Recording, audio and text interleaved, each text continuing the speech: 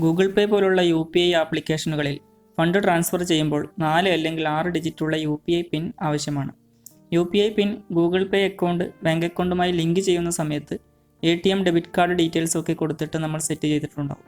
UPI പിൻ മറന്നുപോയാൽ Google പേയിൽ എങ്ങനെ reset ചെയ്യാം എന്നതിനെക്കുറിച്ചാണ് നമ്മുടെ ഇന്നത്തെ വീഡിയോ.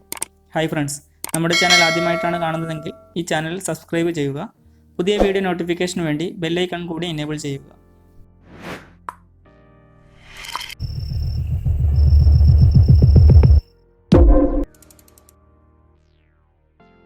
UPI പിൻ റീസെറ്റ് ചെയ്യുവാൻ ഗൂഗിൾ പേ ഹോം പേജിൽ റൈറ്റ് സൈഡ് ടോപ്പിലായി കാണുന്ന ലിങ്കിൽ ക്ലിക്ക് ചെയ്യുക. അവിടെ നമ്മുടെ പ്രൊഫൈൽ ഫോട്ടോയായിരിക്കും കാണുന്നത്.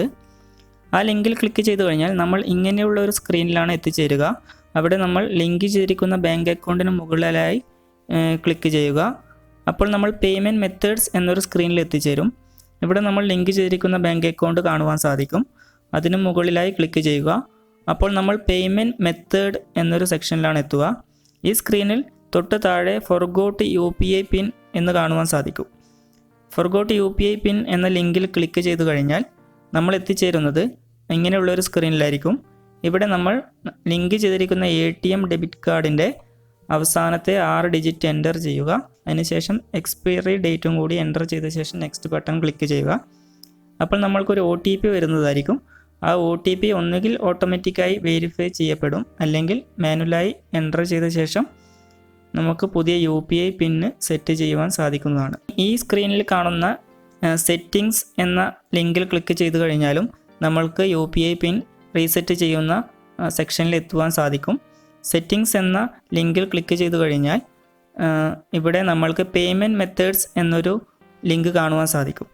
അതിന് മുകളിൽ ക്ലിക്ക് ചെയ്താലും നമ്മൾ നേരത്തെ പേയ്മെൻറ്റ് മെത്തേഡ്സ് എന്ന ലിങ്കിൽ തന്നെയാണ് എത്തിച്ചേരുക. ഇവിടെ അക്കൗണ്ടിന് മുകളിൽ ക്ലിക്ക് ചെയ്ത ശേഷം നമ്മൾക്ക് UPI പിന്ന് റീസെറ്റ് ചെയ്യുവാൻ സാധിക്കുന്നതാണ്.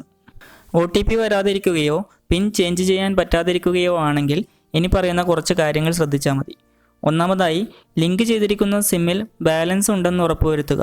നിങ്ങളുടെ സിമ്മിൽ നിന്നും നിങ്ങളുടെ ഒരു ഫ്രണ്ടിനോ ടെക്സ്റ്റ് മെസ്സേജ് അയച്ച് അത് പോകുന്നുണ്ടെന്ന് ചെക്ക് ചെയ്യാവുന്നതാണ്. രണ്ടാമതായി, ഫോൺ ഡ്യുവൽ സിം ആണെങ്കിൽ ഈ അടുത്ത കാലത്ത് സിം സ്ലോട്ടിൽ നിന്നും മാറ്റിയിട്ടില്ല എന്ന് ഉറപ്പുവരുത്തുക. UPI പിൻ ചേഞ്ച് ചെയ്യുന്ന സമയത്ത് നമ്മൾ ലിങ്ക് ചെയ്തിരിക്കുന്ന സിമ്മിൽ നിന്നും തന്നെയാണോ മെസ്സേജ് പോകുന്നതെന്ന് ഉറപ്പുവരുത്തുക. ഇനി അഥവാ നമ്മൾ ഗൂഗിൾ പേയിലും ബാങ്ക് അക്കൗണ്ടിലും ലിങ്ക് ചെയ്തിരിക്കുന്ന മൊബൈൽ നമ്പർ സെക്കൻഡ് സ്ലോട്ടിലാണെങ്കിൽ UPI പിൻ ചേഞ്ച് ചെയ്യുന്ന സമയത്ത് ഫസ്റ്റ് സിമ്മിൽ നിന്നുമാണ് മെസ്സേജ് പോകുന്നതെങ്കിൽ ഫോണിൽ മെസ്സേജ് സെറ്റിംഗ്സിൽ പോയി ഡീഫോൾട്ട് കോൾ അല്ലെങ്കിൽ മെസ്സേജ് സെറ്റിംഗ്സ് സെക്കൻഡ് സിം ആക്കി മാറ്റുക. മൂന്നാമതായി, ഇപ്പോൾ നമ്മൾ കൊടുത്തിരിക്കുന്ന ATM കാർഡ് ഡീറ്റെയിൽസ് ഗൂഗിൾ പേ ഓപ്പൺ ആക്കുന്ന സമയത്ത് ഉള്ളത് തന്നെയാണോ എന്ന് ചെക്ക് ചെയ്യുക. അതായത് ഈ അടുത്ത കാലത്ത് മാറ്റിയെടുത്ത ATM കാർഡ് ആണെങ്കിൽ ആ കാർഡ് ATM മെഷീനിൽ നിന്നും ആക്ടിവേറ്റ് ചെയ്തിട്ടുണ്ടെന്ന് ഉറപ്പുവരുത്തേണ്ടതാണ്. നാലാമതായി, മിക്കവാറും ഗൂഗിൾ പേ സെർവറും ബാങ്ക് സെർവറും തമ്മിൽ കണക്ഷൻ പ്രോബ്ലം ഉണ്ടാകാറുണ്ട്. അങ്ങനെ സെർവർ പ്രോബ്ലം എന്ന് കാണിക്കുന്നുണ്ടെങ്കിൽ കുറച്ച് വെയിറ്റ് ചെയ്തതിനു ശേഷം മാത്രം പിൻ ചേഞ്ച് ചെയ്യാൻ ശ്രമിക്കുക. അഞ്ചാമതായി, ഒരേ നമ്പർ പിൻ നമ്പറായി കൊടുക്കാതിരിക്കുക. അതായത് 6 ഡിജിറ്റും ഒരേ നമ്പർ കൊടുക്കാതിരിക്കുക. ആറാമതായി, കണ്ടിന്യൂസ് ആയിട്ടുള്ള നമ്പർ പിൻ നമ്പറായി കൊടുക്കാതിരിക്കുക. അതായത് 1, 2, 3, 4, 5, 6 എന്നിങ്ങനെയുള്ള ഡിജിറ്റ്സ് പിൻ നമ്പറായി കൊടുക്കാതിരിക്കുക.